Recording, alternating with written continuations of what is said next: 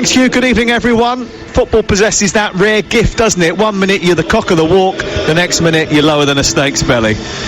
4 weeks ago, Mikel Arteta was under intense scrutiny. He was favourite to be the next manager to lose his job.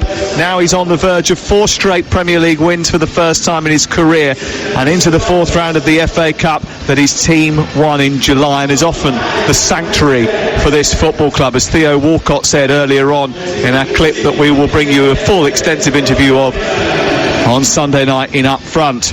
But Arsenal's fans might want to wait a little bit longer before getting too excited. After losing to Everton on the 19th of December, Arsenal have beaten a jaded Chelsea, laboured to a win over Newcastle. They just about beat Brighton, with a much-changed team Brighton as well, and thrashed out of form West Bromwich Albion. And tonight they face a Palace team that seem to raise their game for the big boys, especially Wilfried Zaha, who has scored 4 goals in his last 11 games against the established elite. And tonight he lines up against a team who he could have joined. They declined to sign him. He stayed at Crystal Palace, and now he is determined to leave his mark on them. Here are the two teams, starting with Arsenal, the home team. Bernd Leno is their goalkeeper. Bellerin plays at right back. Holding is joined by David Luiz in the absence of Pablo Mari. There's no Kieran Tierney tonight. He's out because of a precaution. He's got a bit of muscle tightness. So Ainsley Maitland-Niles goes in at left back. In midfield, it's Granit Xhaka and Dani Ceballos. And then Bukayo Saka, Emil Smith-Rowe, only 20 years of age, and Pierre-Emerick Aubameyang support Alex Lacazette in attack. Crystal Palace have got Guaita in goal, Joel Ward, James Tompkins, Cheku Kouyate, Tyreek Mitchell. That is the back 4. In midfield, it's Townsend, MacArthur, Milivojevic, the captain, and Eberechi Eze, who was released by Arsenal at 13, and Christian Benteke, who has got 3 goals this season in the Premier League, alongside Wilfried Zaha with 8 up top. Our referee tonight is Andre Mariner, who hasn't shown a red card in his last 26 games. And before we start, all 22 players on the field and the officials from both clubs take the knee in a show of support for the fight against racism and social injustice. The whistle goes and we're off and underway. Game day returns this Saturday with 4 live Premier League commentaries and 1 on Sunday too. But tonight it's the Emirates, with Arsenal trying to connect 4. Arsenal in red-bodied jerseys, Crystal Palace in black with a couple of blue and white stripes, and alongside me in the commentary box is TalkSport's Tony Cascarino. And what are you expecting from Crystal Palace this evening? Well, judging by the way this game starts, Sam, Crystal Palace has shown a bit of a venture. They've already got 4 bodies. Esse, obviously Zaha, Townsend and Christian Benteke all getting forward, so they're prepared to get bodies in danger areas. Christian Benteke won his first header against Holding. I expect that to be a really good battle tonight, Sam. Arsenal shooting from left to right, and Crystal Palace from right to left, and Dani Ceballos has it in midfield, just short of the halfway line, sends it square out towards Ainsley Maitland-Niles. Over on the far side, the lefters, Arsenal look at it, he's playing in that left back role because of an absence of Kieran Tierney. Ball picked up in midfield by Dani Ceballos again, and swept forward, looking for the run of Aubameyang, who tried to get in behind the rather high line that Crystal Palace were operating there. It was cleared away by Tompkins and up over the halfway line. Yeah, Tompkins really well placed. Just looking at Arsenal's forward line, and obviously Saka on the right, Lacazette down the middle, and Aubameyang way left. And watching Emil Smith-Rowe trying to get forward, making that run from midfield, done that brilliantly so far since he's come into the team. We're just approaching 2 minutes. The ball is with Rob Holding, just signed a brand new contract with Arsenal, sent down the right by Bellerin into the path of Saka. Saka sends it long towards the right hand side of the penalty area, and now it's with Bellerin into Emil Smith-Rowe, who's up high inside Crystal Palace territory, turning the ball back to Rob Holding, prematurely balding but nudging the ball forward into the younger Emil Smith-Rowe himself. Rob Holding, only 25 years of age. Here is Ceballos out towards the near touchline and runs the ball straight out of play in his pink boots, and then he rips off his gloves that he's wearing tonight and throws them onto the floor. The assistant in front of us, Scott Ledger, flagged for a Crystal Palace throw, and I don't think Dani Ceballos was too happy about it. You're listening to TalkSport. And Crystal Palace with a throw-in from Tyrick Mitchell. Gets it to Christian Benteke. Arsenal win back possession. And the ball is all the way back to David Luiz, who's on the halfway line. Arsenal were dreadful in terms of form up until their Chelsea win. 1 victory in 10 games. They were only 4 points above the relegation zone at one stage. This is Ceballos, who's been a big part of the heart of that midfield. There's a little bit of extra silk when he's in it. Xhaka does the sort of more difficult, dogged work at the base of the midfield when he's in the team. That's going to be a great battle tonight. Saka on the right up against Tyrick Mitchell, left back. You know, both blessed with lots and lots of pace. Ceballos into Lacazette, just on the edge of the Crystal Palace penalty area. He works it wide towards the left, and Ainsley Maitland-Niles plays it against MacArthur, gets it back towards the far side. Xhaka sweeps it to Emil Smith-Rowe inside the area, across into the box, too close to the goalkeeper Guaita, and it's an easy catch for the blonde-haired Spaniard, who grabs the ball from the sky, races to the edge of the 18-yard box to take the pressure off his defender. 0-0, Arsenal against Crystal Palace, live on TalkSport. Emil Smith-Rowe's touch there, come from the left-hand side, took it really well on his right foot, couldn't get a great delivery into the 18-yard box. But again, positioned really, really well, deep in the 18-yard box of Arsenal. 4th Premier League start in a row now for Emil Smith-Rowe, 20 years of age. He's already got 5 goals for Arsenal this season, which is a pretty good output for someone who hasn't played too often over the course of the campaign. Yeah. Well, I'm just seeing Arsenal break out from the back, and Luiz and Holding. It's a strange pairing because David Luiz will always take a risk. I think Holding is a much more trusted centre half and has become a far better player. I have to remind myself, Sam, that he's only 25 years old and he's been around quite a while now at Arsenal. Yeah, he has. They signed him from Bolton. I don't think anyone expected him to become one of the first names in the team sheet. He captained the team recently in the game against Everton, which was live on TalkSport. It's a quick move by Emil Smith-Rowe, sending the ball down the left touchline towards Maitland-Niles. His cross into the box, goes over the top of the crossbar and floats behind and away, behind the goal, away to our right-hand side. He seemed to perform pretty well in big games, didn't he, Rob Holding? I remember him coming into the team in an FA Cup final against Chelsea, doing very, very well. He played in the most recent FA Cup final as well, and similarly performed well. There's an interesting conversation going on here between Zaha and Benteke, just in front of Rob Holding. Quite a vocal exchange between the two Crystal Palace centre forwards. They're very close together. What's the reason behind that, Tony? Well, obviously they're trying to hit Christian Benteke and getting Zaha around him, because he's not really looking to play on the left side, Zaha. He's getting far closer and playing nearly alongside Christian Benteke. That's what they've been doing for the last couple of weeks. Zaha's been playing up alongside Benteke, but they were very close, weren't they, on this near side? They were sort of almost both running together, like they were tied together by a piece of string. Yeah, well, they were closer than social distancing mark of 2 metres, weren't they, Sam? They were, you're right. 0-0. You listen to TalkSport, 6 minutes play on this Thursday night. It's rainy Thursday night in North London. The pitch in absolute pristine condition. We were very lucky that we got to walk around the perimeter of the pitch a little bit earlier on, Tony and I, and it is absolutely perfect. Here is Bellerin down the right, trying to take on Eze, and he just gets back into position and nudges the ball out of play on this near side.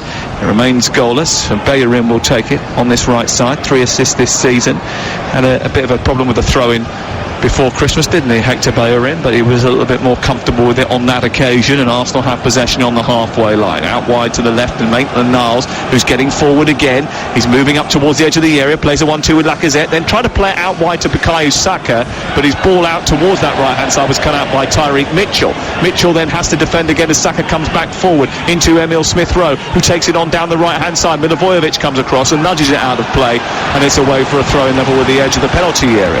You can already see see, this is going to be a really tight affair because there's not much space available.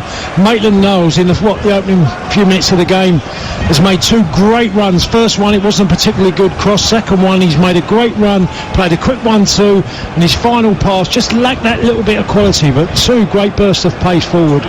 Well, Palace have not been in particularly impressive form recently. They won their last Premier League game 2-0 against Sheffield United, as we mentioned, but that's only their second win in 9 Premier League games, and the other one was against West Bromwich Albion. And their biggest issue has been conceding goals, not something you would usually associate with the Roy Hodgson team, but only West Brom and Leeds United have conceded more than Crystal Palace's 29. Well, that goes my logic of a coach being very well organised out the window, Sam. Well, 7 of those did come in just one game, and 4 of them came against Chelsea, so there's 11. Here's Xhaka over on the far side, a couple of yards in from the touchline, a dreadful ball square which is cut out by Townsend. Now Tyreek Mitchell retrieves it, edge of the 18-yard box, forward to Townsend and then on to Milivojevic. Palace in possession here. We played just over 8 minutes on TalkSport, and all the fallout from this game will be on the sports bar later from 10 o'clock with Jason Cundy and with Andy Goldstein tonight from 10 p.m. 08717223344. TalkSport breakfast back tomorrow from 6 a.m. Alan Brazil in charge. Here's Eze moving forward into the number 10 position, gives it to Andros Townsend, who cuts in on his left foot, tries to whip it goalwards. It's over the top of the crossbar and it goes out of play and away for a goal kick. I think Andros Townsend there was thinking he was playing Man City away at the Etihad when he smashed one in with his left foot from a long way out. Bit too much swing on the left foot there, wasn't there? I mean, it just seemed to go. I mean, maybe he's doing a bit too much yoga nowadays because he was very flexible. Well, Sam, before the game I was watching him and he'd done a number of corners and a load of whipped-in balls in set pieces, like, you know, drilling the ball in certain areas. He did a huge number of them before the game started. I know, Tony, you were complaining about the temperature tonight, but I will point out that Ray Lewington is wearing shorts on the touchline.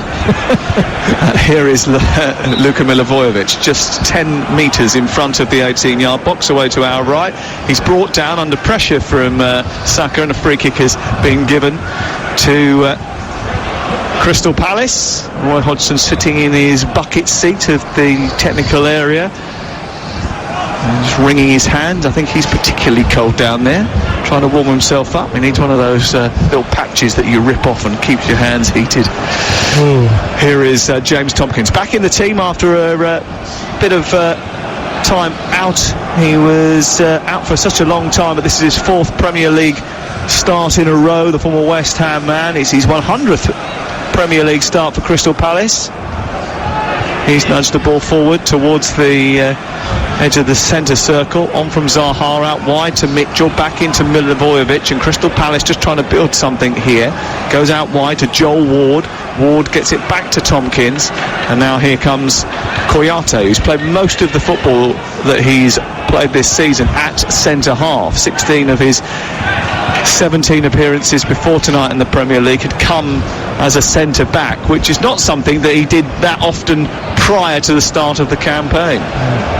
It's quite a strange one because you think of Gary Cahill just coming back from injury though. Yeah, coming back, Scott Dann, you know, 2 centre-half, natural centre-halves in there. I think he's looked quite good though, Kouyate. I think he gives you a little bit extra as well, don't you? He's good in the air, he knows the position, but he also can come out with the ball a little bit better and pass into midfield. That sort of helps you out, doesn't it, when you're trying to be a little bit more progressive? Yeah, I think it's a valid point.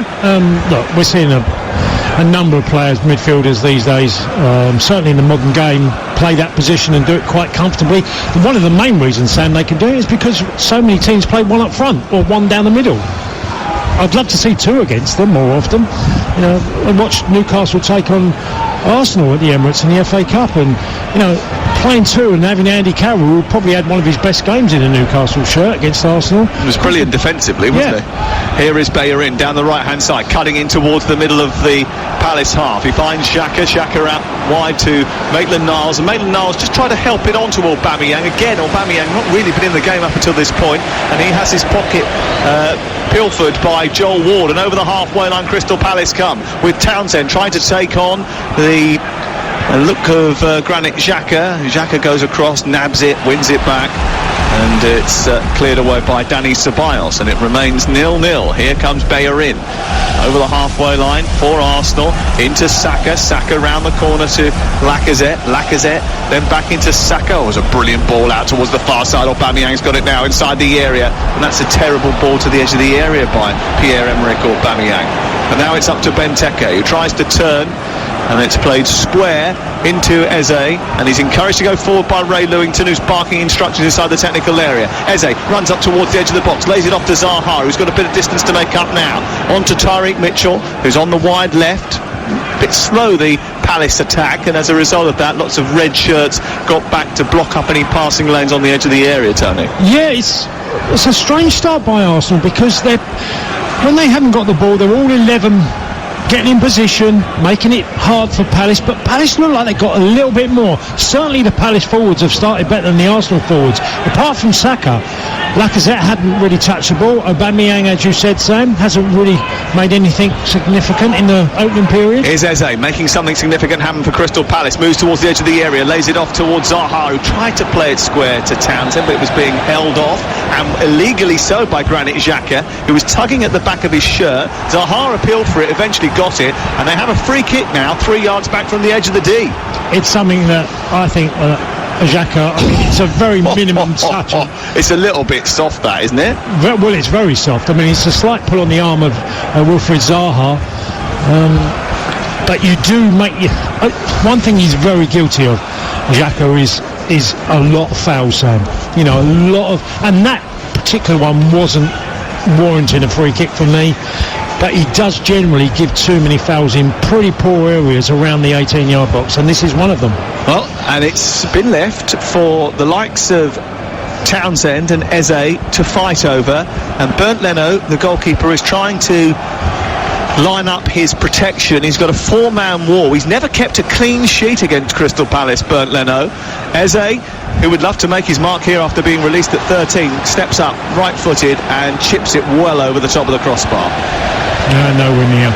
You know, at least 3 or 4 yards over the bar there from Eze. In a pretty decent position, especially with a greasy surface. You want to try and get it up and down as quick as you can. Didn't trouble Leno at all.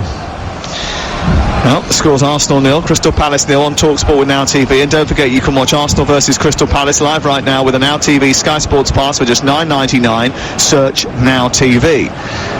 Arsenal trying to play out from the back. They do that through Ceballos, who runs through the 18-yard box and then gives it left to David Luiz, who's backing the starting 11 in the league tonight.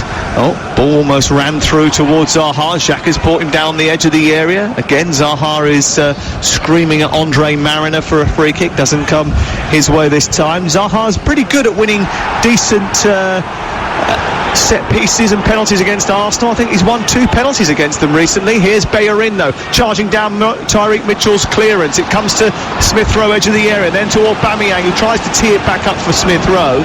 And again, I haven't got a clue what he was trying to do there, Pierre-Emerick Aubameyang. Whatever it was, it didn't come off, and it's an Arsenal attack that flounders. I'll tell you what it was, a real lack of belief and confidence, because it was there for a touch and hit. Last season, he would have taken that out of his feet and struck the ball at the goalkeeper or at the goal to try and score. Trying to play a ball like he did. Ooh. Ainsley Maitland-Niles has just played a back pass from the right full-back position. He was running, sprinting back into the right full-back position. He hit it almost on the half volley back to his goalkeeper at such a rapid velocity. Leno couldn't get anywhere near it. It's gone straight out for a corner. Well, he made a couple of dynamic runs, but he's given away the ball needlessly. He's actually been Crystal Palace's best player. Well, you know, on the ball, he's made a few passes that have been very erratic. Well, it's a Crystal Palace corner from nothing, really, and Townsend's going to take it. Koyate's at the back post. It's hoisted high towards him. He heads it down, almost came through to MacArthur, headed on by Tompkins, and then overhead kick away by Aubameyang out towards the halfway line, but it's Crystal Palace who recover the ball very quickly, and Tyreek Mitchell takes it wide towards this near side. A little prod out to Zaha, who's got Maitland-Niles for company. Maitland-Niles chops at him, free kick. Yeah. I would say one thing, Arsenal started this game really poorly. They've not really looked at the races at all. They've given away a lot of the ball. There's a real lack of intensity, especially from the forward so far. And Palace look a better team. Well,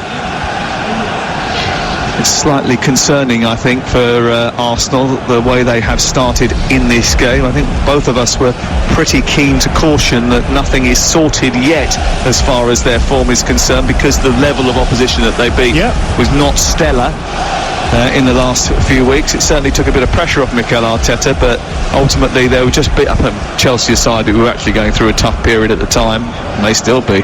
And we'll find out on Saturday Night Live on TalkSport 5:30 when they take on Fulham. But they're expected to beat Burnley, West Brom and Newcastle, I think. Here is David Luiz up towards the halfway line. Square ball to Holding takes it down. Mikel Arteta looks quite a frustrated figure in that dark black jacket and slate grey slacks. Looks like he's been working on his squats. His thighs look quite big, don't they? Here's Xhaka. I had the biggest thighs ever, I think, Sam. Did you? I had big thighs. Squats? Not really, just big legs. Naturally big legs, tree trunk legs. Here's Aubameyang racing down the left touchline, gets towards the byline, then chops back a left-footed cross into Lacazette, who tries to tee up for Smith Rowe, doesn't quite come off, gets it to Xhaka instead, edge of the D. Out wider right towards Bellerin now, who tries to take on Eze, almost went down under a little bit of contact there, didn't, and managed to keep the ball in Arsenal's possession. Saka gets it back to Ceballos, who takes on Zaha, then feeds Bellerin down the right by the byline, falls over, tries to scoop across in anyway, claims that he should have a corner and gets one. Yeah, just about there, and Ceballos looks the one player who might make a bit of difference in the heart of the midfield of Arsenal. Arsenal got a corner. We just saw a burst of pace there by Aubameyang. You know, you see a player with so much qualities, and you just... I have this debate every time I watch him, because he's on the fringe of a game and then suddenly can come alive. You could say, well, that's a great quality to have. But Arsenal need a bit more than that from him. Nearly 20 minutes played, it's 0-0, and he hasn't had a shot in anger, nor have Arsenal yet in this match. They have a corner now, though, and Bukayo Saka is going to take it. There's a bunch of red shirts darting towards the ball. It's very high, towards Holding, over his head, prodded away by the head of James Tompkins. Aubameyang's got it back left side from Ceballos, moves towards the edge of the area, cuts in, gets onto his right foot, shoots, pushed into the air by the goalkeeper, and then half punched away by Guaita, misses it, and then has to claim it at the third attempt. Oh, he got away with that, Guaita. He punched it, but he didn't get any connection at all, and then luckily for him it bounced in into his arms. Aubameyang comes in on his right foot, and we've seen him do it so often, and just hits it. Guaita saves it, but it was never really in the place you'd expect Aubameyang to put it, in a corner. If he finds the corner, I think he scores there. Well, it was a good little move, wasn't it, to sort of jink in off the left touchline onto his right foot and try and arc it in towards the goal. But as you say, far too central, the shot in the end, and easily caught by the goalkeeper. It's still 0-0, and you're listening to TalkSport with Sam Matterface and Tony Cascarino here at the Emirates Stadium tonight. The ball has been played infield to Saka. Saka trying to work a little shot away. Does get one straight down the middle of the goal, and another easy save, comfortable save for Guaita away to our right-hand side. So it's 0-0. And Arsenal, who have had a couple of shots in anger for the first time in the game, taking 20 minutes to do that. It's so far been a pretty even contest between these two. It's been better. The last 5 minutes, that's, you know, from the home side's point of view, it's improved, because they started very slowly in this game. Well, how have Arsenal managed to turn it round in recent weeks? What have they done differently? Well, the answer is not much, really. If you look at the statistics, there's not too many sort of standout numbers that are saying that things have changed. So they've had more bodies in the box, more touches in the box. Smith Rowe and Saka have operated more in line with what you would expect Arsenal to produce, and then Lacazette has been the main beneficiary of that. He's got 5 in 5. Tierney's been superb down that left-hand side, but there's still work to do. You know, in the last 3 games, apart from more sprints and better chance conversion, which has gone from 8% to 17%, most of the stats are pretty similar. Yeah, well, football is like many sports, fine margins. I suppose if you chance conversion rates come from 8% to 17%, then you've got a much better chance of winning some matches. Here is Zaha over the halfway line. He trundles into a left wing position, and it's picked up by Eze. Eze takes over, rolls his studs over the ball, then flicks it into the path of Zaha, who's about 20 yards from the edge of the penalty area, into Milivojevic, and now back to Eze on this near side. It's slow and slumbery from Crystal Palace, nothing really to get excited about as of yet. Zaha into Benteke, gets it, takes on a couple of challenges, tries to pull the trigger. Xhaka comes across, and Xhaka dives in and stops Zaha from opening the scoring, because it was a neat little move that. Benteke to Zaha, back again, good control of the feet. Yeah, great one-touch football, and Zaha just can't get it out of his feet. He plays the 1-2, gets it off of Benteke, but a great block there by Xhaka in front of Zaha. Just couldn't get it out of his feet. We've played the first quarter of the game, and it's still 0-0. Zaha's had an opportunity, Aubameyang's had an opportunity, but the pace of the game has not been at a regular Premier League tempo, has it? No, I don't really know the reason why. I mean, look, we could all make the debate of there's lots of football and many matches have been played and very short rest periods, but it just feels that Arsenal play in fits and starts anyway. They might have another one of those starts now as they come down the left. It's stopped and then cleared away. One by Ceballos, who thinks he got the ball in midfield. The referee has said he didn't. And Benteke, who was the victim of his over-eagerness, gets back to his feet. Crystal Palace have a free kick just in front of the halfway line. It's currently Arsenal 0, Crystal Palace 0. And for the latest odds, you can head to Betfair, the official betting partner of TalkSport's Premier League coverage, where right now you can get Arsenal to win at 5-4 on. The draw is 13-5. You can back Crystal Palace at 5-1. That's all thanks to Betfair. More ways to bet, more ways to win. 18+. BeGambleAware.org. This is TalkSport. Free kick then to Palace, just short of the halfway line, right of centre.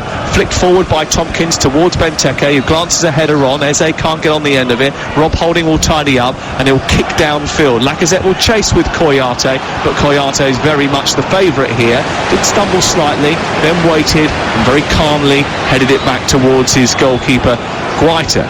Or nudged it back towards his goalkeeper, Guaita, who plays it along the floor to Tompkins, and we're back where we started with that free kick. Guaita hoists it upfield into the evening sky, where the rain continues to tumble. We're on the halfway line, right at the back of the lower tier of the main stand here in Arsenal, just right of the halfway line. The roof, which is the next tier, is just above our heads as Zaha goes down the left-hand side into the penalty area. Bellerin comes across and nabs it for Arsenal. They attempt to clear. Saka helps them do that, and then they almost tie themselves in knots again on the edge of their own box with a bit of over-elaborate play before eventually they get it wide out towards Aubameyang on the far touchline. Xhaka into Ceballos. Pink boots on tonight for Dani Ceballos, who has never scored a Premier League goal for Arsenal.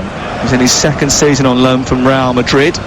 Won more tackles and intercepted the ball more often than anybody else in an Arsenal jersey this season. Out wide to Aubameyang. They're now midway inside opposition's half, and Maitland-Niles has had the ball pinched from him again, and MacArthur is going down the right touchline now. Maitland-Niles has to funnel back into position and try and push him out for a throw-in on the halfway line. 0-0. I always remember John Fashanu wearing white boots, sort of late 80s, early 90s. Where was he playing? Wimbledon? He was at Wimbledon, yeah, at that particular time. But I remember saying to him during the game, saying, "The white boots, John, what's with the white boots?" And he went, "You'll all be wearing them one day." And now we've got all these different colours, the yellows, the pinks. Did you ever wear white boots? I don't imagine that you ever wore them. No, I didn't know. I only had black boots. The one style for me, the Mike Tyson, just the black boots. Here is Xhaka out towards the right-hand side, looking to get the ball to Bellerin. It's pinched by Eze, sent forward up towards the left side. Now Benteke is racing past Holding into the area. Benteke is shot right at the goalkeeper, who drops to his right and easily snaffles it up. There was zero power in that effort, and it's cleared away by goalkeeper Bernd Leno. 27 minutes gone, goalless on TalkSport. Saka has just made a little run in behind the Crystal Palace defence, but no one really on that wavelength to get the ball very quickly over the top. There is space to run into behind that Crystal Palace back line that have pushed up quite high at times. Yeah, the ball gets stuck in midfield where someone's going to make that extra pass. Emile Smith-Rowe down the right onto Bellerin, up to the byline. His cross is not the greatest. Aubameyang with a poor header away by Tompkins, and then there's a bit of a push by Ward on Aubameyang, who goes to ground. It goes into the right full-back position, and it's cleared away by Joel Ward. A little nudge by David Luiz into the back of Benteke. Free kick just in front of the centre circle inside Palace territory. Well, that was a chance, wasn't it? Yeah, it was, and Aubameyang just couldn't. It was a great ball played in, as I said, by Bellerin. He gets it into the far post area, dinks it, and Aubameyang tries to head it back across goal to Lacazette, and it's cleared by Crystal Palace. Seeing a replay of it, and it was a great ball. Just he's done the right thing, but Tompkins is really well placed to clear the header.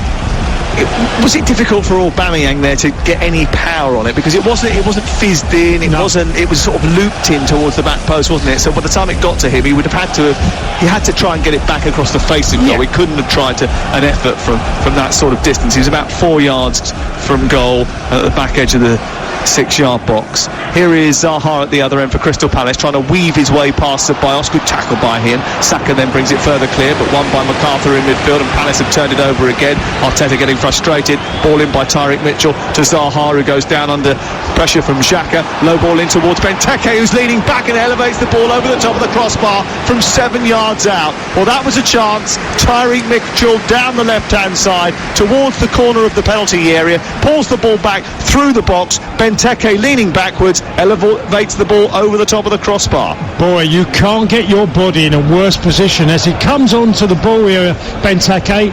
He's leaning back and he tries to strike it first time with his left foot, and it's hit 5 yards over the bar. It was a great bit of play by Crystal Palace. It wasn't a fantastic opportunity, but you expect a better finish than what came from Christian Benteke there. Well, that was a chance for Crystal Palace to take the lead after 29 minutes. That's probably the best chance that they've created in the game so far. But it's still 0-0 between Arsenal and Crystal Palace on TalkSport with WeBuyAnyCar.com. Sell your car in under an hour, leaving you with more time to enjoy the football.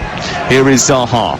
3, 4, 5 yards in from the left touchline, midway inside Arsenal territory. He plays it square to Milivojevic. MacArthur then comes to the near side to take it. Mitchell tries to go down the left side on an underlap, but Zaha can't find him because it's too clogged up in the right full-back position, with Saka helping out Bellerin. Zaha goes at it again, and I think Saka has been detailed by Mikel Arteta to help out Bellerin when Zaha starts to peel away down this left-hand side and come out from the middle where he has been partnering Benteke.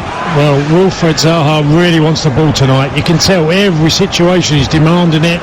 He's trying to make something happen. It's not always coming off, but boy does he want the ball.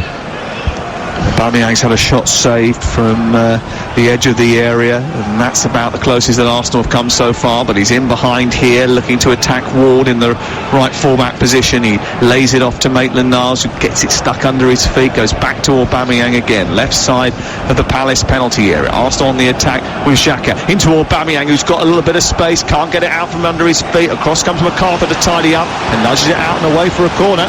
Two great bits of play there down the left for Arsenal. Both times Aubameyang's involved, just can't get that final ball. He gets in the first occasion down the left, and he has to wait for the ball, and he ends up playing it back to Maitland-Niles. A good bit of play, not really created the final chance, but again Arsenal showing when Aubameyang does get on that ball and he does show that turn of pace that they can create something. They can create things from set pieces, and they have bunched the goalkeeper here. They are surrounding Vicente Guaita underneath the crossbar. There's no one almost anywhere else inside the penalty area. They're just all in a knot underneath the crossbar surrounding the goalkeeper. Here is the corner from Saka, driven towards David Luiz, who heads it back straight into the arms of Guaita, who is stationed by his near post, and they look to spring very quickly, Crystal Palace, but there's no outball for them, and Guaita holds on to it, retreats a couple of steps, and then bowls it into Cheku Kouyate, the 31-year-old Senegalese, who goes into midfield and then on to Tyreek Mitchell. Why would they bunch the goalie like that? Why would they surround him and put him under pressure? Are they aware that he's a little bit flighty from balls that are sent under the crossbar? I think his handling's really good. It felt like it was Wimbledon of 1988-89. You know, everybody was underneath the goalkeeper. It was very odd, wasn't it? I mean, there was 5 Arsenal jerseys, all of them not in the 6-yard box, but in that goal mouth area. If you think about when you used to play at school and that little muddy patch that used to be in front of the goal, they were all standing in that sort of zone, weren't they? Yeah, they were. And to be fair, you know, David Luiz had a free header at the far post that he handed it back into the arms of Bernard Leno. Yeah, because he peeled backwards and then headed the ball back into the arms of Vicente Guaita, didn't he? 0-0 the score.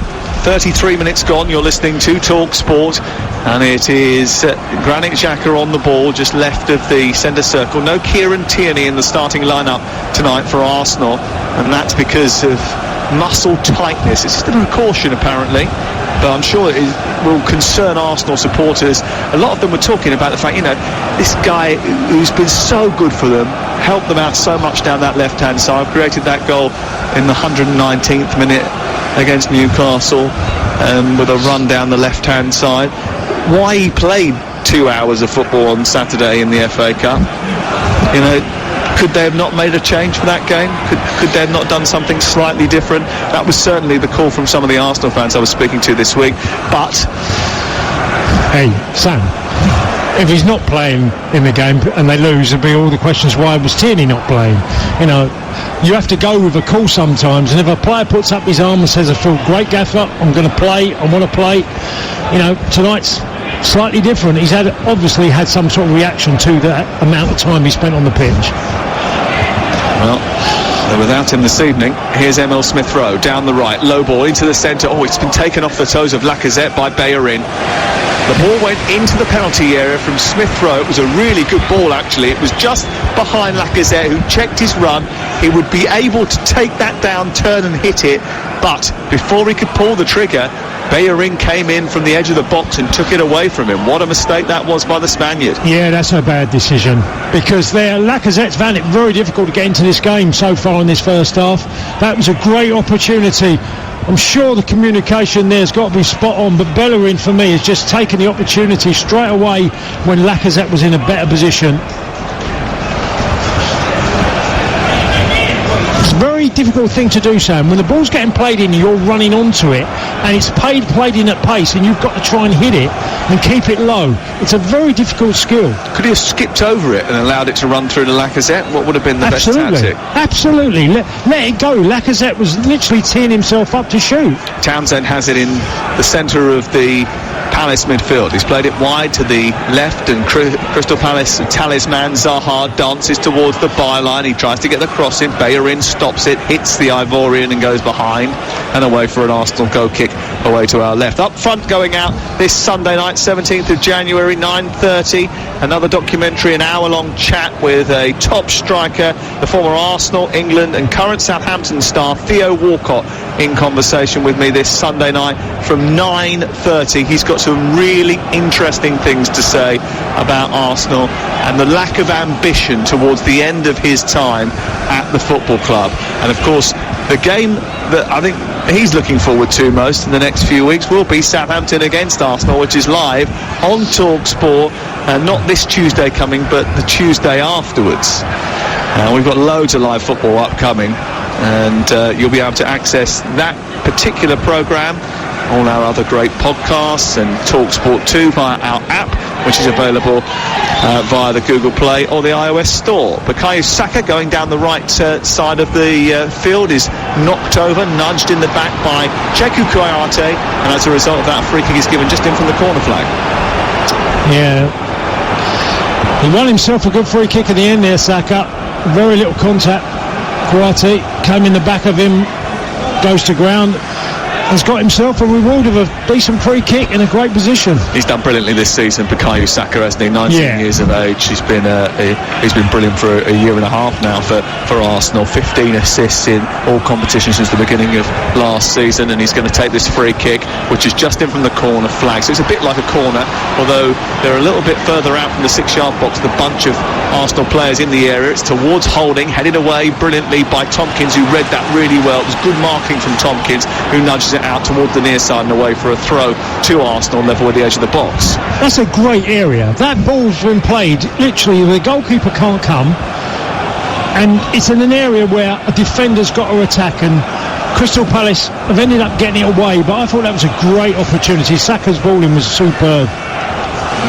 Arsenal so far haven't looked like opening the scoring here, but they have conceded a few chances. MacArthur onto Townsend. Townsend gets away from Maitland-Niles. Bit of space on the edge of the area for Zaha, who runs up towards Granit Xhaka, goes down under pressure from Granit Xhaka and wins a free kick. Get another one.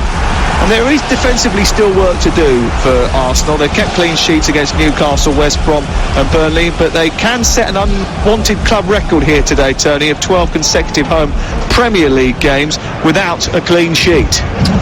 Yeah, it seems strange. I'm just watching a replay of Zaha's challenge. Xhaka's made very little contact. Zaha went down. Again, a decent free kick in a position.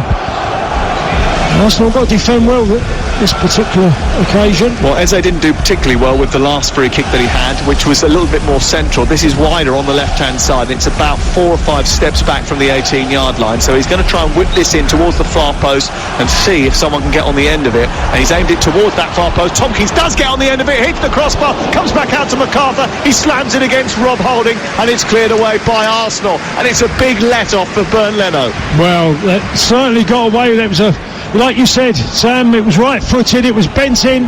And here's Benteke on the volley on the edge of the area, chesting it down and smacking it goalwards, but again over the top of the bar. Oh, it was a great opportunity for Tompkins, because as he played it in with his right foot, it's played at quite a slow pace, it's perfectly there.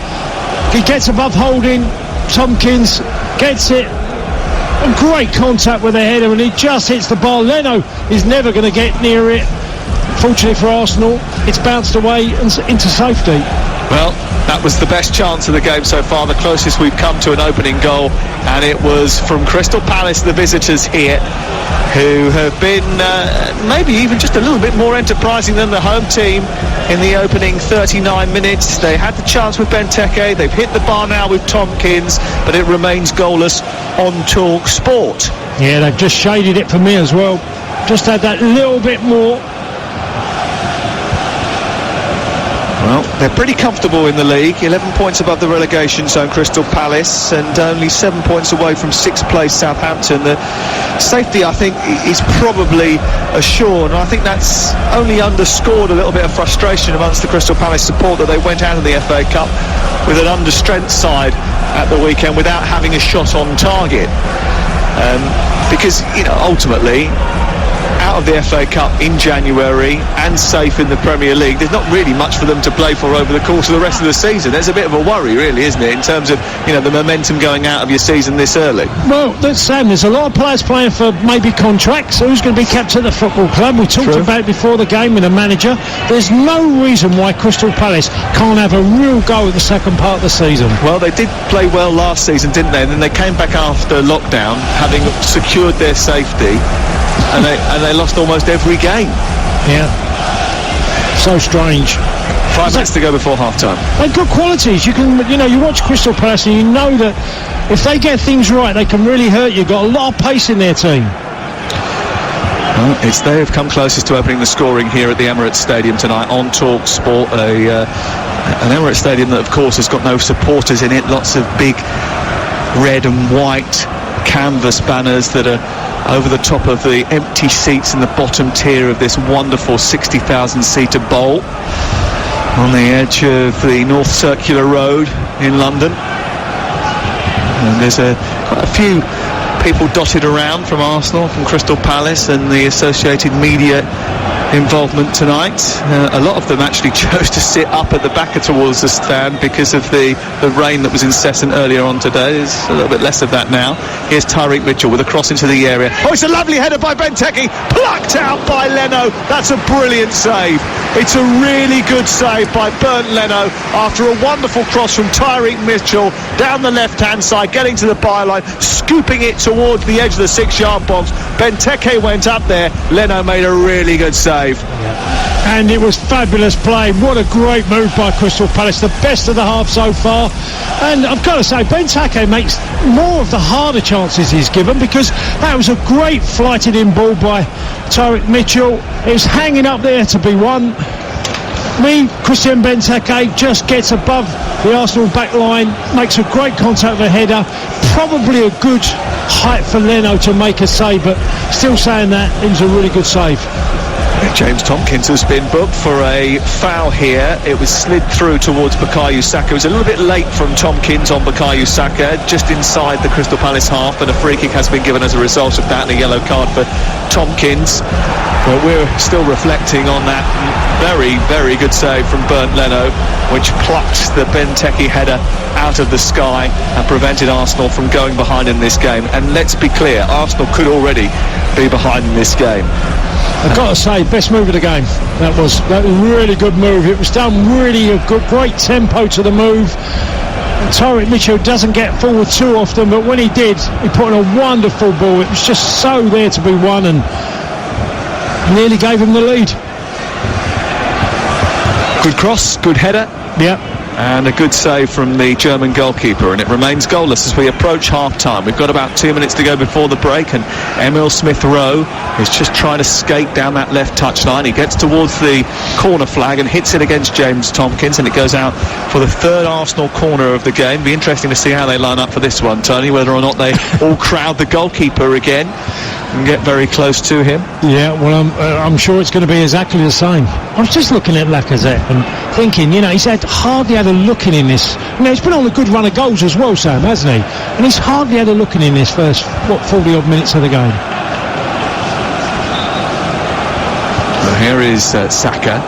They're now bunched on the penalty spot, the Arsenal jerseys, and the black, red and blue of Palace trying to mark them. It's into the near post, chested away by Benteke, volleyed clear by Townsend, back down the middle by Ceballos, blocked by Benteke, and it bounces into the Arsenal half and all the way back to goalkeeper Bernd Leno, all the way to our left, who's wearing bright fluorescent orange tonight. He looks completely out of place with everything else in this stadium, which is all red and white. Even the Crystal Palace players have got a slash of red down the middle of their jerseys. It's so bright. It looks like something you might wear if you went cycling. I can only think of the Only Fools and Horses luminous yellow in the one of the shows. But it's bright. It is really bright, isn't it? Bellerin has the ball on the near touchline. He's going to throw this one in, looking for a bit of movement in front of him. Hasn't been too much of that in this first 45 minutes. 45 minutes in which Crystal Palace have had 3 very good opportunities to take the lead, but haven't, and that will disappoint, I think, Roy Hodgson, but they haven't been able to pierce this back line. Xhaka sends the ball long, out to the right. First time ball by Bellerin is into the near post. It's cut out by Kouyaté, who acrobatically scoops the ball behind, and it's out for a corner kick on this near side, and the last action of the first half will probably be an Arsenal corner. Well, again, it's a position that Arsenal can get an advantage from, because Bellerin does that really well. Sometimes drifts into that winger position where Xhaka sees him, and he hits it first time across the face of the goal and gets the reward of a corner. 1 minute of added time at the end of the first 45. The Arsenal players, 5 of them, all on the edge of the area, dart towards the near post. It's flicked on by Xhaka, goes out on the far side. He's cleared away by Luka Milivojevic, and Dani Ceballos followed through with a slide tackle. Milivojevic went high up into the air and then went careering into the electronic advertising boards over on the far side. No yellow card forthcoming for Dani Ceballos, but it was a bit of a silly challenge. Yeah, bit of a rush of blood there from Ceballos. Frustrating off. Both managers are going to go. I'm pretty sure Roy will be a little bit more happy than Mikel Arteta from what he's seen of his team in the first half.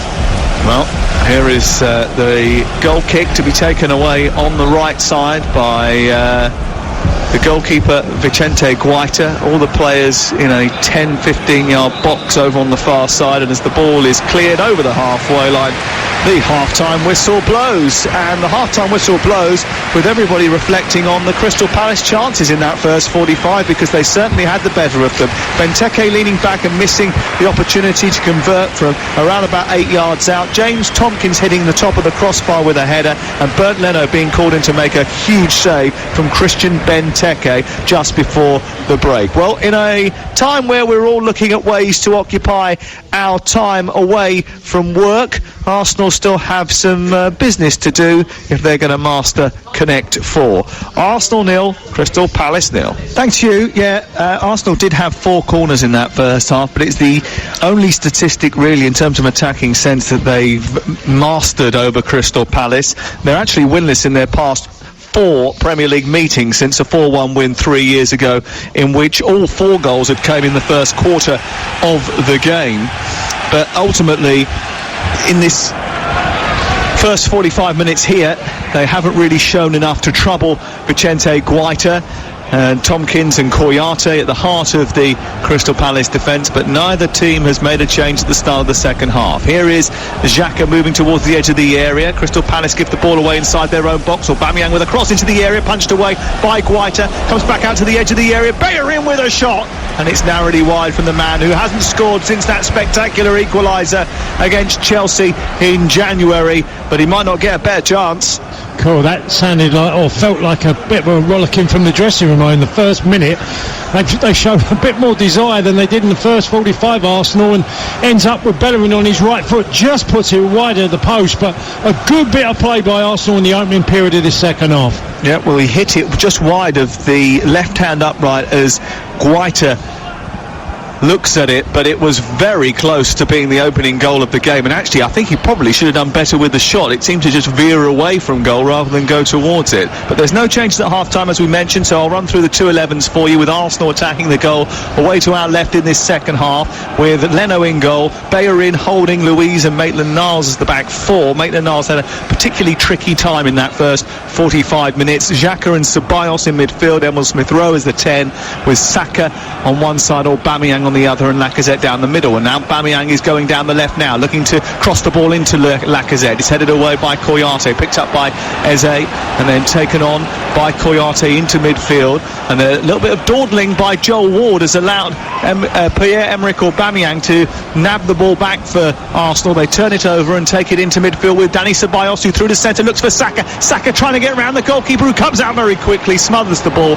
It goes out for a corner. The Crystal Palace team, Guaita in goal, Ward, Tomkins, Kouyate and Mitchell, MacArthur and Milivojevic holding in midfield, with Townsend and Eze on the flanks, and it's Benteke and Zaha through the middle. We've got Tony Cascarino with us. Yeah, and Arsenal got a corner. Again, they've started really brightly. And Aubameyang twice robbed possession off of Joe Ward in the right-back position. He's got to do that for his team.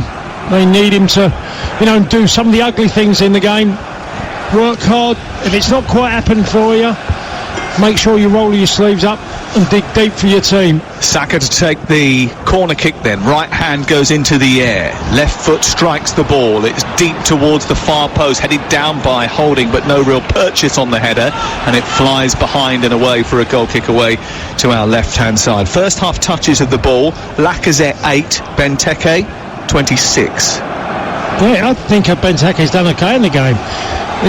He's had 2 really good chances to score tonight in the first half. Tells you the difference between the two teams, though, doesn't it? The fact that the centre forward of Crystal Palace is having more joy on the ball than Lacazette in that first 45. But as you've already said, Arsenal have come out with a little bit more about them in the second half, and certainly have tried to put their foot on the accelerator as we've restarted here in those red shirts with white sleeves and white shorts, attacking the goal to our left.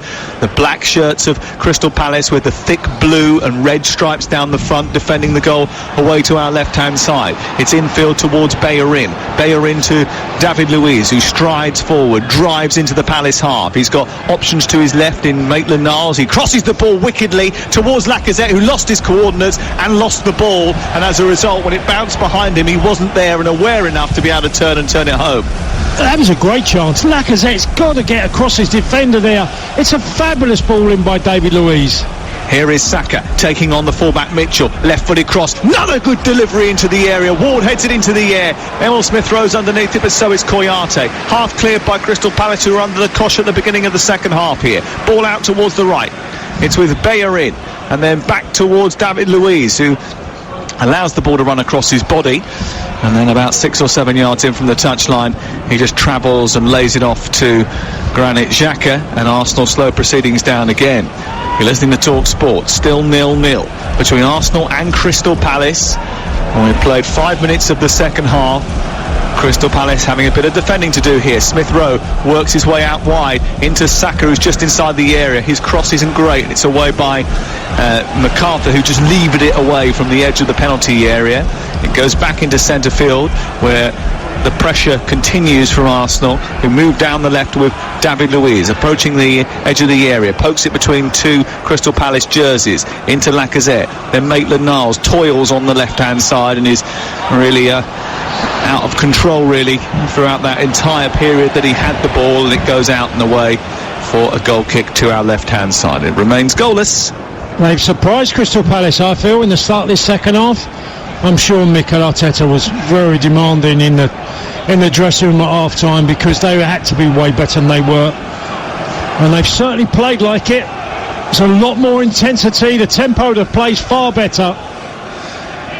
Zaha tries to chest the ball down as it's cleared upfield by Ward, but it comes straight back through Arsenal. And again, this is a bit more like it, isn't it? There's so much more zip and energy about Arsenal at the start of this second half than there was in the entirety of that first 45 minutes. I complained to you that there wasn't enough tempo or intensity about their game, and certainly that has been addressed at the start of this second 45. Xhaka ghosting forward, tackled by MacArthur, turns the ball over. Now Crystal Palace can show their wares with Zaha tricking his way past Ceballos, getting to the edge of the D, feeding Benteke wide left. It just drives him a little bit too far to the left. He reduces the cross back into the centre, away by David Luiz. MacArthur tries to bring it down and then tries to scoot it back in field. The offside flag has gone up, and it's a bit of a waste really, because that ball from Zaha, after doing such good work once they'd turned it over, was just a little bit too heavy and drove Benteke wide.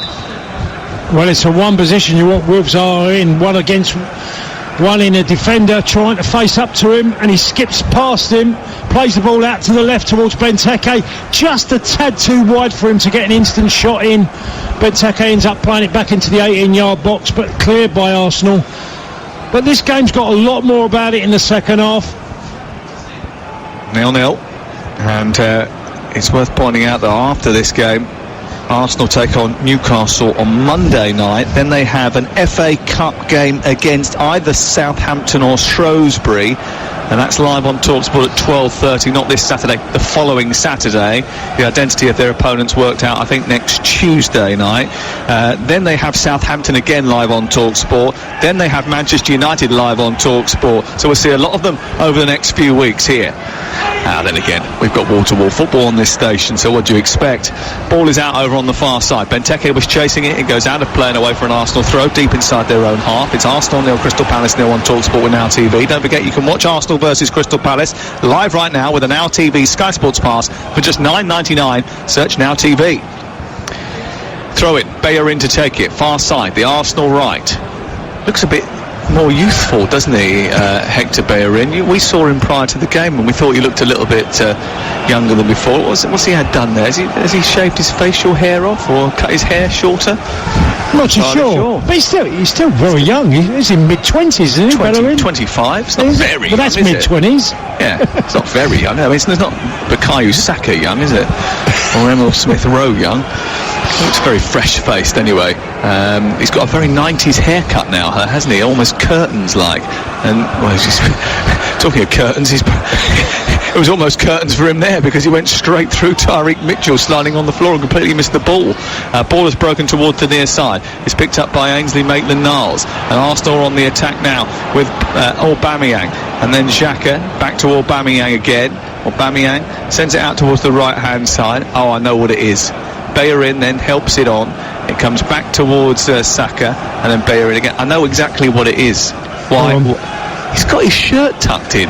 He's the only player on the pitch with his shirt tucked in into his shorts, isn't he?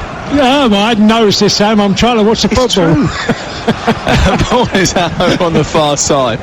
Bellerin, shirt tucked in at the waist, sends it out towards the right side, and the blonde-haired figure of Emil Smith-Rowe into Rob Holding. Holding just in front of the centre circle, nudged it onto Lacazette, then lends it out towards Ceballos, back to Xhaka, down the left-hand side, nudged back by Maitland-Niles, in towards Lacazette, from Aubameyang and into the side netting anyway.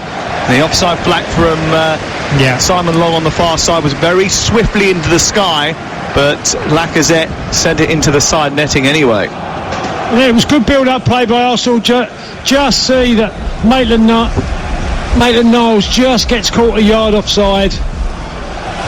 A good play again by Arsenal. You talked about tempo, Sam, and it's completely different from the first half. Arsenal started this second half in a much better vein.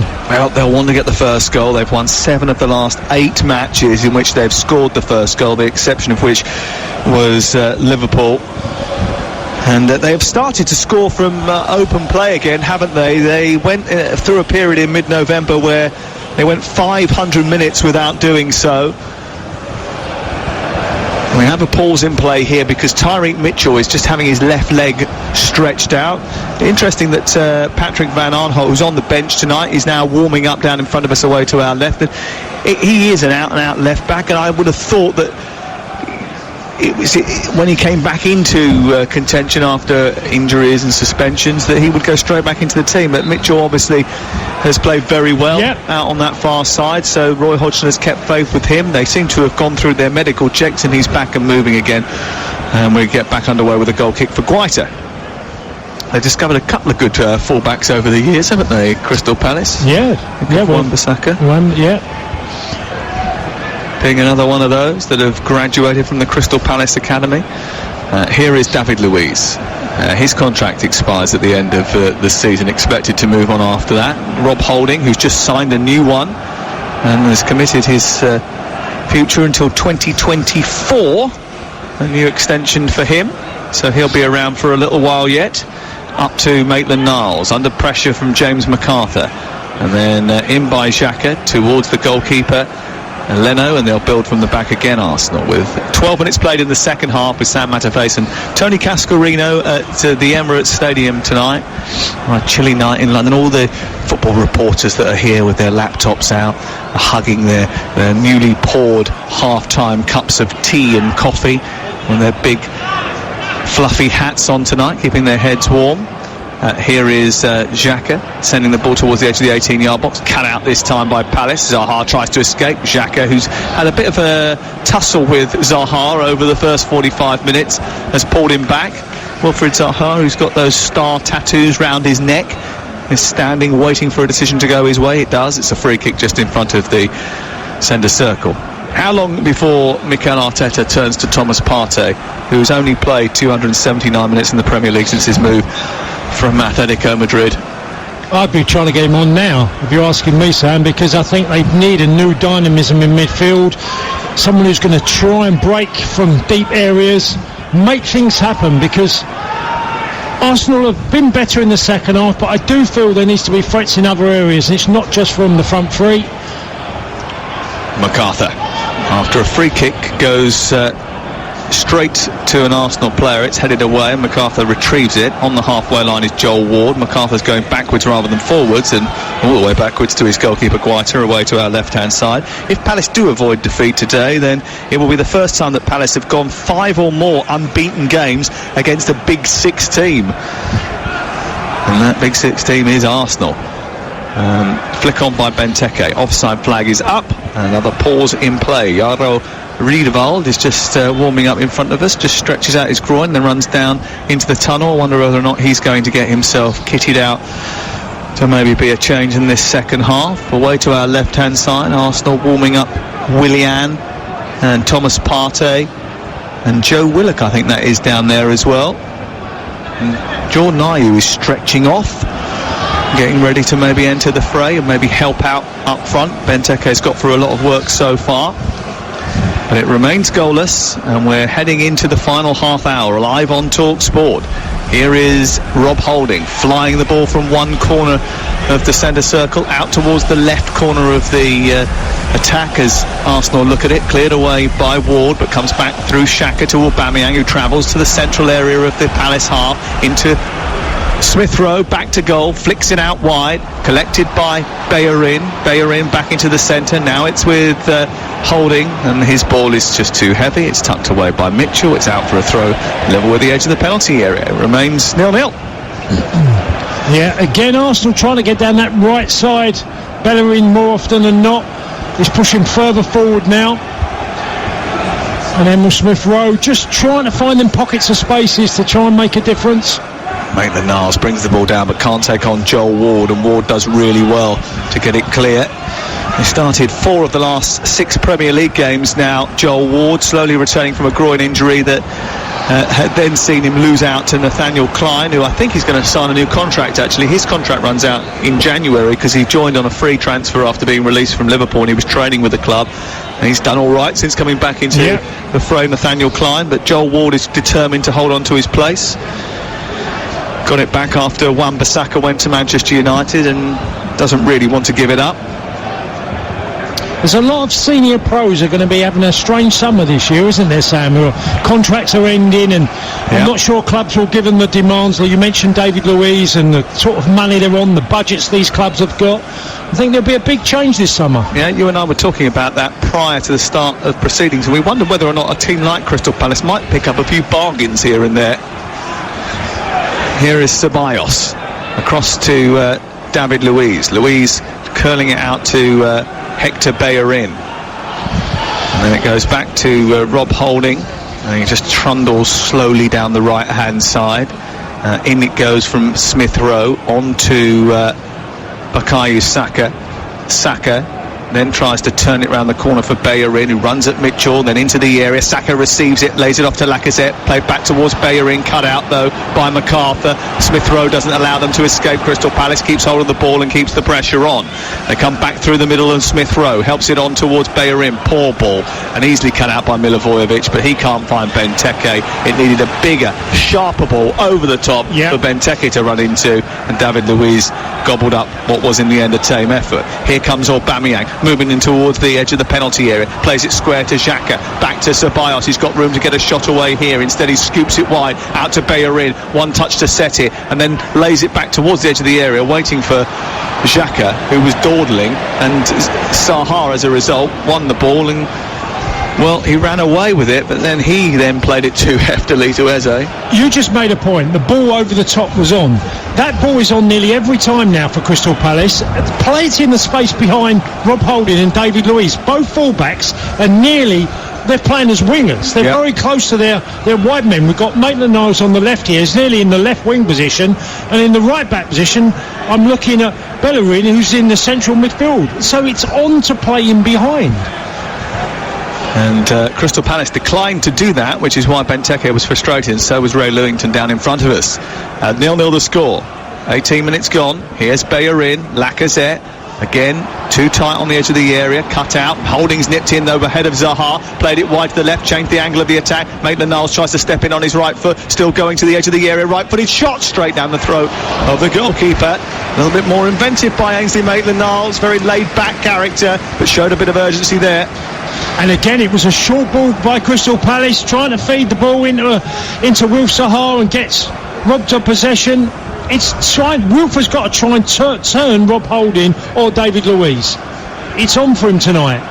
Eze picking it up in midfield, plays it down that left channel for Zaha. Bit too heavy this time, and it runs all the way through to Bernd Leno.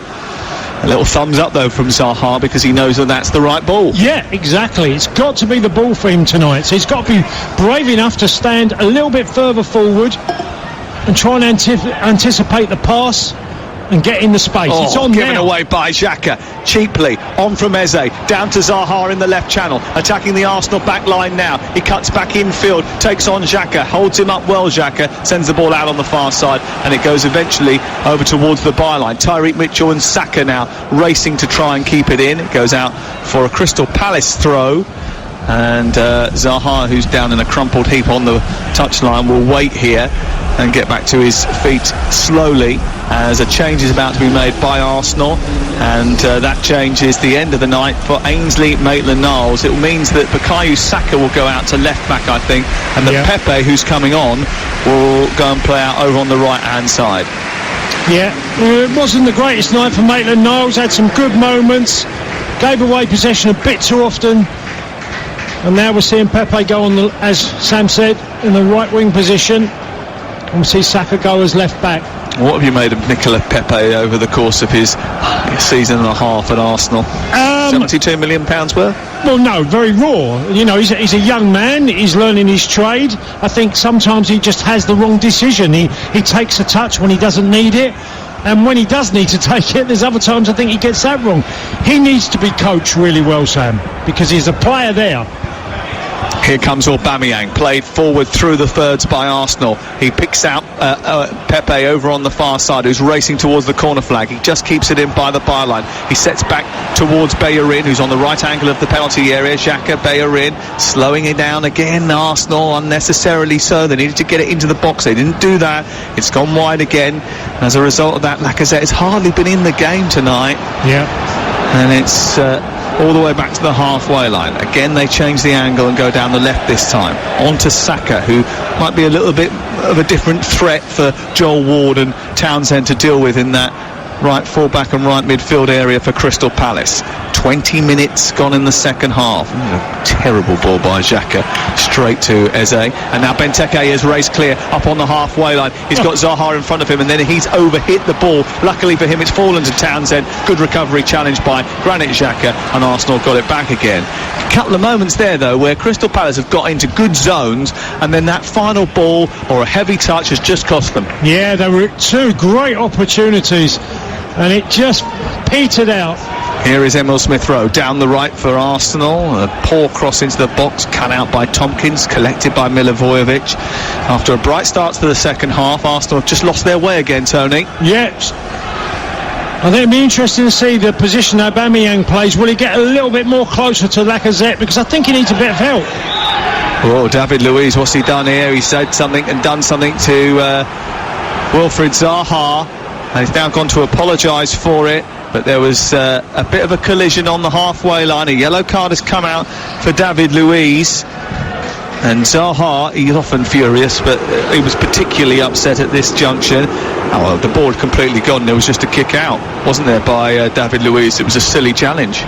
Yeah, it was a rash challenge, and Wilf gets taken from behind, and he just catches him with his knee in his face, and that was accidental, wasn't it? Yeah, accidental. It wasn't deliberate. You're right, Sam.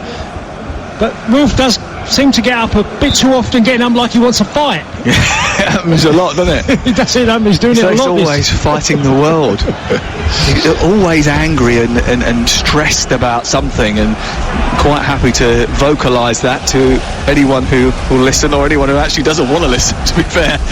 Free kick has been given, just the yellow card then, and Ward sends it out towards the far side. Tompkins rises for a header. He was claiming that Holding actually pushed him to the ground. The referee said that wasn't the case, and play on is the call. Arsenal trying to bring it away, and through Xhaka they give it back to their goalkeeper. So it's currently Arsenal 0, Crystal Palace 0. For the latest odds, you can head to Betfair, the official betting partner of Talk Sport. Arsenal to win 6-4 on. The draw is 6-5 on. You can back Crystal Palace now at 11-2. It's all thanks to Betfair. More ways to bet, more ways to win. 18+, begambleaware.org. This is Talk Sport. Palace do punch above their weight, really, Tony, don't they? They started in 13th today, and they spent just £16 million this summer, which is only Brighton and Burnley spent less over the course of the summer campaign. Yeah, I'm not sure Crystal Palace supporters will like that too much, Sam. They've been screaming out for years for Palace to show a bit more ambition.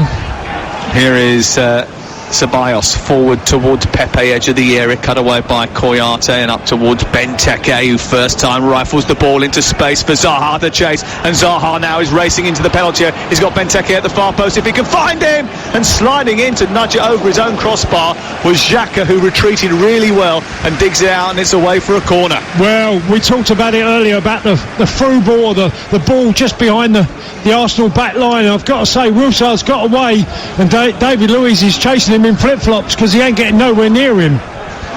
And it's cleared for a corner. Yeah, it was a brilliant run by Wilfried Zaha, who's still upset about something and is now being told off by Andre Mariner, the referee. Corner will be taken on the near side. They're going to make another change here, and Thomas Partey is coming on for Dani Ceballos in the second change for Arsenal. I think Mikel Arteta's really concerned about the way this game's going, because they look very vulnerable to the counter-attack, Arsenal. Well, they've got a corner to deal with now, and Andros Townsend raises his right hand in the air, delivers the ball brilliantly into Benteke, takes the deflection off MacArthur, and then up into the arms of Leno. Well, the initial header from Benteke really should have been better. It should have been on target. Sam, I said it earlier, the easier the chance, the worse that Christian Benteke makes of it, because that was a glorious chance to get a header on target, and he actually does such a poor header that it ends up falling to MacArthur, and he can't convert it. It just bounces in front of him awkwardly. Well, what a chance that was for Christian Benteke, and he's had probably 3 good opportunities tonight. That a very good one from a corner kick, a set piece from Andros Townsend, floating the ball, arcing the ball towards the edge of the 6-yard box, headed towards goal, and then it hit MacArthur and it bobbled up into the arms of Leno. A foul by Lacazette is given on the edge of the centre circle. And I think you mentioned that Mikel Arteta is slightly concerned about the way the game is going. The way the game is going is that Arsenal, after that very, very brief flurry at the start of the second half, have just gone back into sort of slow tempo mode. Yep. He'll be concerned because this game isn't looking good for him so far. You know, at the moment, I'm looking at Crystal Palace and thinking they look the more dangerous. Benteke holding the ball up well, turning it to Wilfried Zaha. Zaha runs at the defence, lays it off to Townsend. Was there a foul on him then? Benteke gets a shot away. Zaha's got back to his feet after asking for a foul. Joel Ward wins the ball, but only after he brushes aside. Aubameyang free kick is given to Arsenal. And another stoppage in play in a much interrupted second half here on TalkSport. Remember, over the weekend, game day returns. It starts with Wolverhampton Wanderers against West Bromwich Albion, the first Black Country derby in 9 years. Dudley, born and bred, Sam Allardyce in charge of the Baggies, who've conceded 39 goals this season against a Wolverhampton Wanderers team that can't score for toffee at the moment. No, well, obviously the massive loss to them is Raul Jimenez. Huge blow for Wolverhampton Wanderers. Be a 4-4 draw on Saturday. I'm very much looking forward to that. That's a 12:30 kickoff. We start at 11 o'clock with game day. All the usual bits and pieces with Rashmin from 11 o'clock. And then later on in the day at 5:30 we've got Fulham against Chelsea, which is a huge game for Frank Lampard. It's a huge game this for Crystal Palace. It could be an opportunity for them to get 3 points at the Emirates Stadium again. Arsenal haven't beaten them in any of the last 4 meetings, and again it's going towards that sort of pattern with Crystal Palace more than punching their weight here. They've certainly had the better of the opportunities across the piece, Tony. Yeah. Here is Pepe into Partey. Partey, who's about 20 yards back from the edge of the 18-yard box, on to Bellerin, down the right, producing across to Smith Rowe, smuggled behind by Koyate. It's now an Arsenal corner.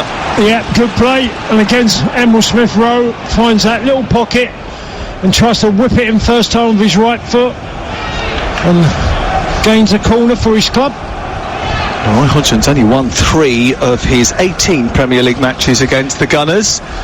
And he might feel, when he looks back at the tape of this one, that he really should have won this one. There's still an opportunity. We've got 18 minutes to go. You're listening to TalkSport. But it's Arsenal who are on the attack now with a corner taken over in the far corner of the field from us. And Bukayo Saka is going to execute this one. There are 5 Arsenal jerseys inside the box. One of them is Rob Holding with a header, which is over the top of the crossbar and narrowly wide. Big chance. Yeah. Well, it's Rob Holding or no one, because in the Arsenal shirt he's certainly the biggest danger. aerially. He's a big lad and he gets up well.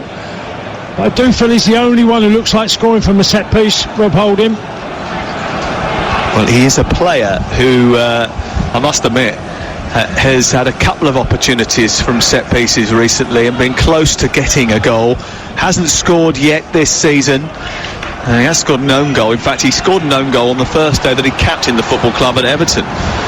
And although that's probably a little bit harsh on him because Dominic Calvert-Lewin did a lot to make the goal initially. There's going to be a change here for Crystal Palace, and we're going to see our first replacement for Roy Hodgson's team, and Jordan Ayew is about to come on. I would imagine that he will replace Christian Benteke. Well, I mean, if you look at Christian Benteke's game, you'd say he's played really well tonight. He's led the line really well, but he's had 3 glorious chances and hasn't taken any of them. Well, I suppose that's not too much of a surprise, is it? Because he's scored 3 goals so far this Premier League season and scored 3 Premier League goals in the previous 2 seasons. So that's 6 over 3 years. Yeah, that is a pretty poor return. You're right, and Sam, it's his career at Crystal Palace in a nutshell in this game tonight, isn't it? All 3 goals that he has scored, by the way, have been away from home. And he could have had one tonight, at least one. Jordan Ayew about to come on, and I did just get a flash of the board then. I'm sure I saw the 20 number. Anyway, Partey flicking it forward, away by Joel Ward, hooked further clear by MacArthur up to the halfway line, chested down by Benteke and then just falls to the floor, is robbed by Partey, picked up by Smith Rowe. Partey again moves forward towards the middle point of the Crystal Palace half, out wide to the left is Bellerin, still got that shirt tucked in, controls it, plays it infield to Partey once again, and then it's on to Xhaka. Xhaka moves up towards the edge of the area, bit of space out wide for Bukayo Saka, his low cross into the near post, his aim towards Lacazette, good work by Tompkins to get it clear. David Luiz stops Crystal Palace from counter-attacking, but it comes back to Townsend. He very quickly floats it out to Zaha on the halfway line. Eze wins it, he tries to spin in behind Zaha, but he's held up by Holding. He wants a foul, but the ball is cleared away. Goes out towards the far touchline. Eze's gone down after the challenge from Partey. Referee might stop the game here because Eze doesn't look particularly comfortable. No. Well, I did look at Christian Benteke or Roy Hodgson after he just lost the ball in front of David Luiz, and he looked to the ground and then looked up to the heavens. And so I'm seeing a replay of Eze get brought down by Thomas Partey. Hopefully he's okay. It might be, well, it's definitely Christian Benteke coming off. We're standing over on the far side, Christian Benteke. Has he gone off the field of play over on that far touchline? Yeah, and obviously we're seeing if Eze's fit enough to continue. Benteke, I can't even see where Benteke is. Is he over on the far side? Yeah. Staying as far away as possible while we get treatment to Eze. And then there he is. He's just walked over towards the middle of the Crystal Palace half. Yeah. Slowly eking his way towards the near touchline now because he knows that Jordan Ayew is just about to replace him. Well, he's trotted over. They haven't put the board up. So he's thinking, am I coming on? Am I coming off? What's happening? Now he's been sent back again. It's all a bit of a mishap, really. Now Andros Townsend is coming over towards this near side, and Benteke is going back into the fray. Oh dear. It was all a bit cumbersome, wasn't it? And Eze is just walking out towards the far side, or they might make a change here of who they were going to take off. That might be the issue, Tony, because Eze doesn't look particularly comfortable, and now they're having a bit of a rethink, or at least just checking to make sure that Eze can continue before they decide that Christian Benteke is definitely going to be the one they replace. Yeah, a bit of confusion as we're waiting, but Eze's limping on the far side of the pitch down the left-hand side. Doesn't look particularly as if he's going to be able to be dynamic, but I think they're still going to go with the Benteke for Ayew substitution as the ball is headed on by Benteke through the centre, looking for the run of Townsend. Cut out by goalkeeper Bernd Leno. Yeah, he is still a little bit moving gingerly, isn't he, over on that far side? And they look like they're changing the number on the sideline, and he's certainly... It's a bit tentative. Ball sent long by Arsenal, cut out by Tompkins, who's had a good game at the heart of the defence.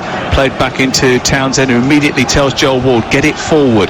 Zaha comes back towards halfway, onto MacArthur, who steps away from Lacazette and wriggles away from 2 or 3, and then onto Townsend, who feeds Zaha into the penalty area. There's space at the back post for Eze, but it's nudged away by Pepe, who did well to cover his fullback, and it's cleared away by Holding, but only as far as Kouyate, who's some distance out here and well out of position from his centre half berth, and as he gets it back to Milivojevic, Crystal Palace were a little bit careless in possession.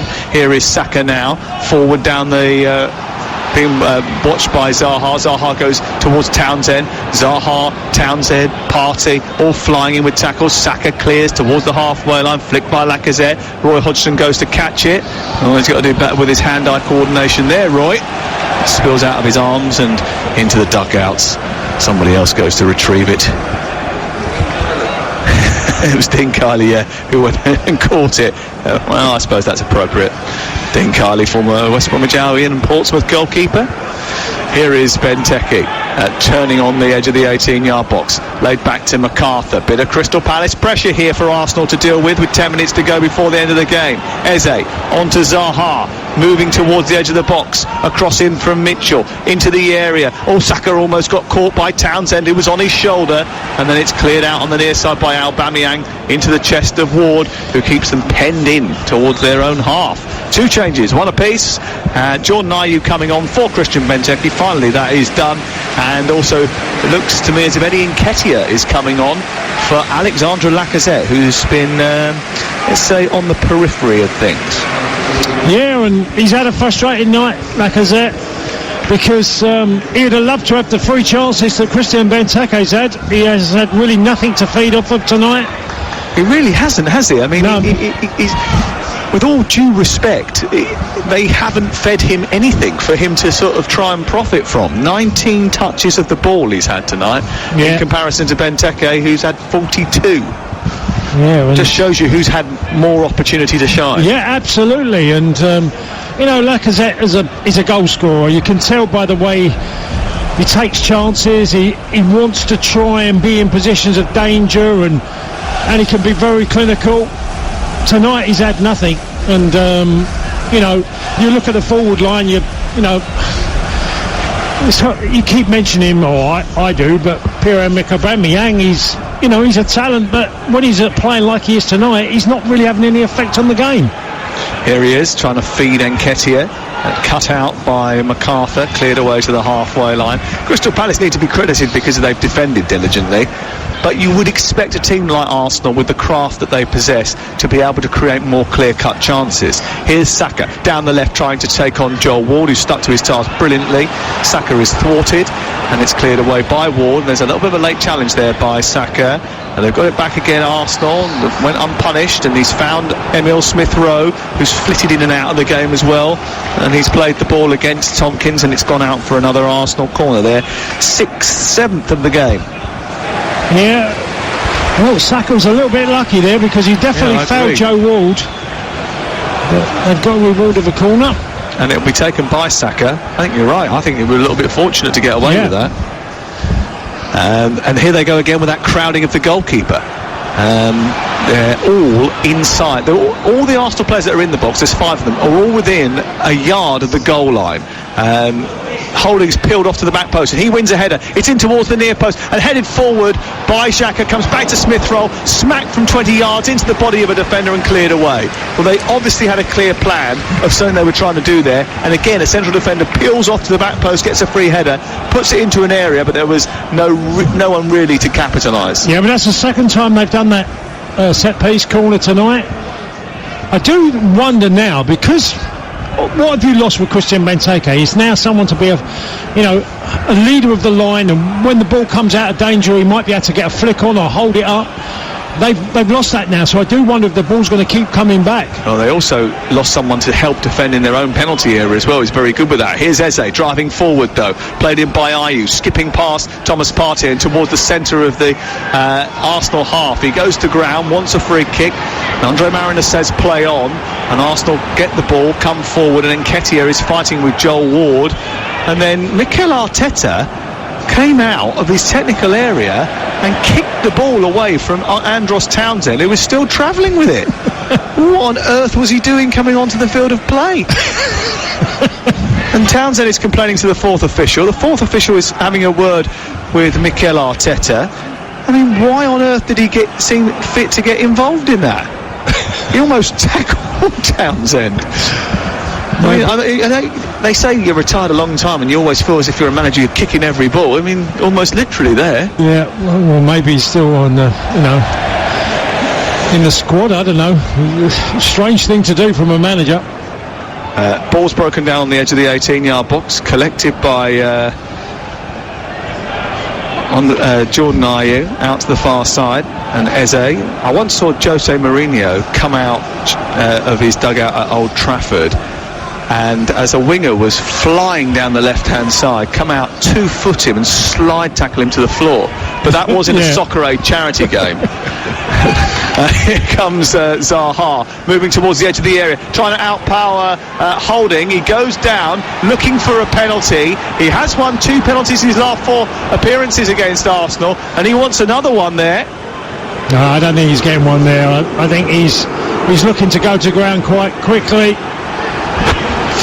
I would tell you if we had any sort of communication about VAR, but as far as I can see, nothing is being checked as of yet.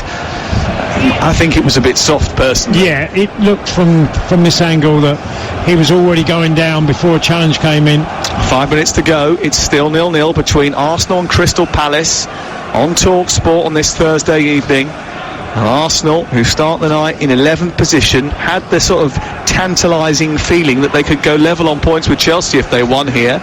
Here's Xhaka shooting from distance. Then he throws himself into a challenge with Milivojevic. It seemed a bit odd, really. And the ball is broken out towards the right-hand side, and Townsend is chasing, but David Luiz is going to get there first. And it's all the way back to the goalkeeper, Bernd Leno. After we finished here, the opportunity to have your says available on the Sports Bar with Andy and Jason. 08717 22 33 44. That's the number to call. And remember, if you miss anything from TalkSport today, from 4 o'clock every single morning, you can download the TalkSport Daily Podcast, where you can reflect on all of the best bits of the day in bite-sized fashion. It is hosted by Andy Goldstein, and he's often quite witty. Don't tell him that. No, we try and keep that a secret.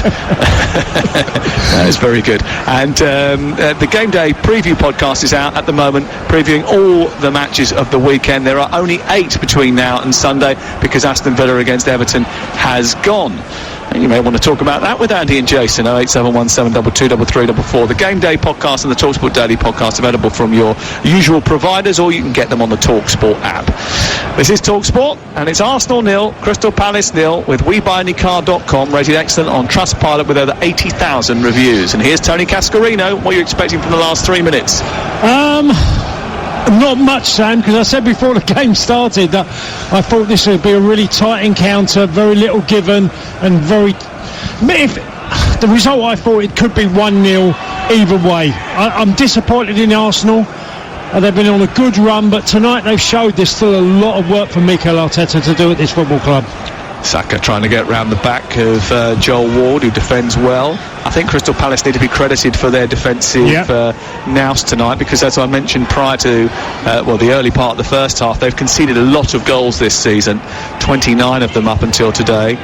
But they've defended well tonight, tussling for the ball, fighting for everything, scrapping to make sure that the Arsenal players can't find their rhythm again here as we approach the final 2.5 minutes of the game. It's TalkSport. It's 0-0. Arsenal against Crystal Palace. And I suppose it has been a little bit like a game between the 11th best team and the 13th best team in the league. And, you touched on it, Sam. Give a lot of credit to Crystal Palace. I think they've made it really tough for Arsenal. They've been, getting bodies in front of the ball. There's always someone to make a challenge, someone to win a header. It's been a real good effort from them. Here is a chance as Arsenal win a free kick down the left side, about 7 yards back from the edge of the penalty area, wide on the left, and a chance to craft from a set piece with 2 minutes remaining at the end of the 90 on TalkSport. Arsenal 0, Crystal Palace 0. Bukayo Saka about to float this ball left-footed, arcing it away from the goalkeeper, and then hope that Holding, David Luiz, Smith Rowe, Xhaka maybe even Eddie Nketiah can launch themselves at the ball and fire past Guaita. It's Saka doing just that. Guaita comes across, big haymaker to get it clear, comes out to Pepe, who shoots from distance well over the top of the crossbar, and no danger for the Spanish goalkeeper, and it remains goalless. Sam, you asked me about Pepe, and I think one of his biggest issues is that he makes a lot of bad decisions, and that was typical when he comes on his left foot and he's trying to ping it in, a very difficult skill to do. Look, when you're on confidence and you're flying, maybe it'll fly in the top corner, but I thought that was a big ask. Look, we've all had situations in our life where if we could have our time over again, we might have made different decisions. But Pepe, 72 million, or Zaha? Who would you have chosen now? I mean, because that was the option for Arsenal at the time. Who would you have picked? Well, you've got one proven player and one potential player. I mean, I'm not being honest, Sam. I've never known Lille to sell anybody in that range of money. 70-odd million pound from a player from Lille. That is extraordinary. So I don't quite get it. Look, he's a young man. He's clearly a talent there, but would I want to pay that type of fee? I'd want a complete player for that, Sam. I wouldn't want to be paying for someone, that's still very unproven, who's been in League One in France. He was playing obviously very well for Arsenal to want him, but I did think at the time it was a hell of a lot of money for a Lille player.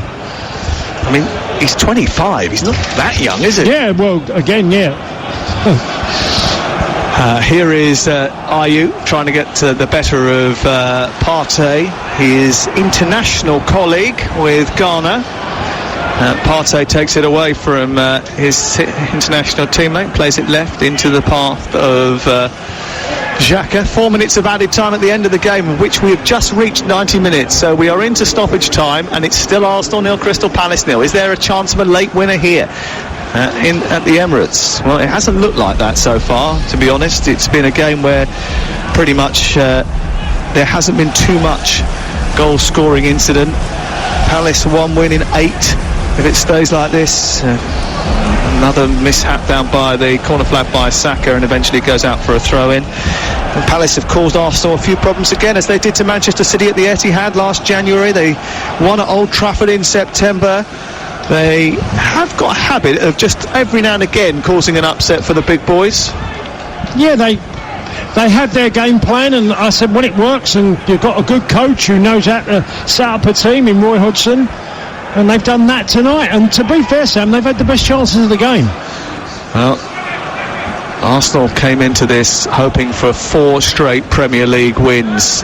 4 straight Premier League wins always transforms where you are in the league if you've had a bit of a tough spell, because that quick hit of 12 points, especially in a congested fixture list, can take you from the midpoint of the bottom half of the table to the midpoint of the top half of the table. But Arsenal are going to miss out on 4 straight Premier League wins unless they can come up with a winner here. In truth, over the course of the piece, Crystal Palace have had the better chances. Benteke has seen a header plucked out of the sky by Bernd Leno. Tompkins has hit the top of the crossbar. Bellerin had an effort from the edge of the area that hit the side netting, but really the chances for Arsenal have been few and far between. Tony Cascarino. Yeah, well, we saw the best of the chances in the first half for both teams. Second half, it's been a great start in the first 5 to 10 minutes from Arsenal. They look like they've really upped the tempo, but as the games wore on, they've got poorer.